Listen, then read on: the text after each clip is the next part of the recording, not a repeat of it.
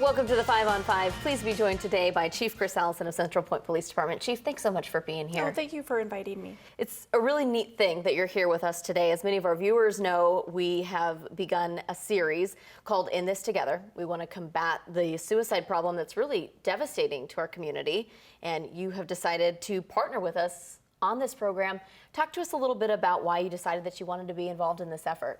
Well, so first of all, I think that it's just a critical piece of the puzzle that we need to be a part of it with law enforcement. The other piece is that it is so devastating.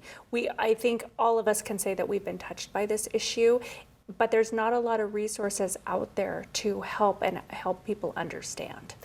Do you have a preventative program that your officers receive training for, or how do you guys handle this? So really, what we look at is the CIT training that most law enforcement is trained in the Valley. But even to compound on that is just going to these types of calls and issues with mental health. Our officers get the on-scene training every day. And how do you all deal with this problem? I mean, it has to be something that impacts Absolutely. all of you. Not only does it impact the community, the family members, their neighbors, but the officers that are responding to these types of calls, it does have an impact. And so when we say we're in this together, we are all in this together.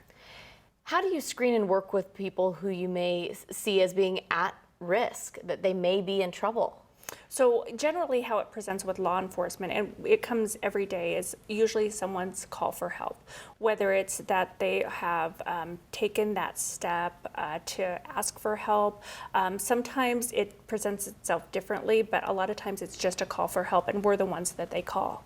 And is it that the individual calling for help, or is it sometimes somebody around them noticing a change in behavior or something where something's not right? Sometimes it's both. Okay.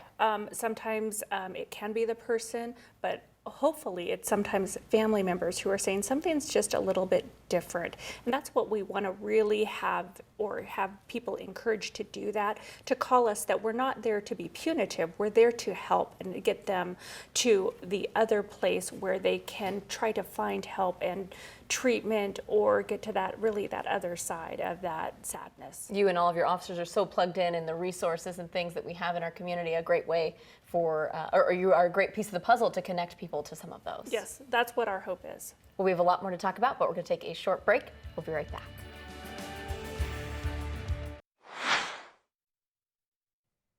Welcome back. We are pleased to be joined once again by Chief Kris Allison of the Central Point Police Department. Again, Chief, thanks so much for being here. It's really a pleasure to have you partner with us on this campaign that we're starting called In This Together. Again, that is what we're kicking off to combat the suicide problem that really is a problem in our community. From your perspective, are you seeing an increase in calls about this? Yes, we are. So not only are we seeing an increase in the events, we're seeing an increase in our mental health calls, which again can be those indicators for something like this tragically to happen.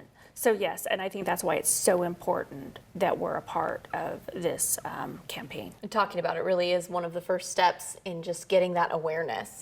Absolutely. We want to be the ones to start the conversation, and it's difficult to have these conversations with individuals, especially people that you love, but we want to make sure that we're having them so that we're keeping them safe. Does there appear to be a catalyst, such as drugs or other factors, that seem to point to common pressure points of high-risk behavior? I think that there's a lot of different points of high-risk behavior. All of those can be one of them.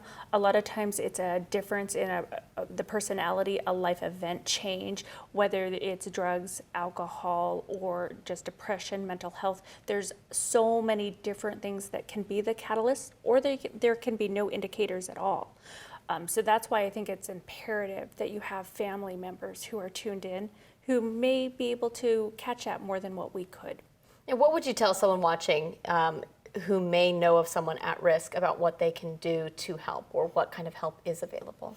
So there's a lot of different resources. There's the ones that I think most of us know, but there's also a piece of just being with them, noticing, not to sweep it under the rug and not think that this isn't something that could be a possibility that they're thinking, because if you're talking about it, or if they're talking about it, it could be an issue with them.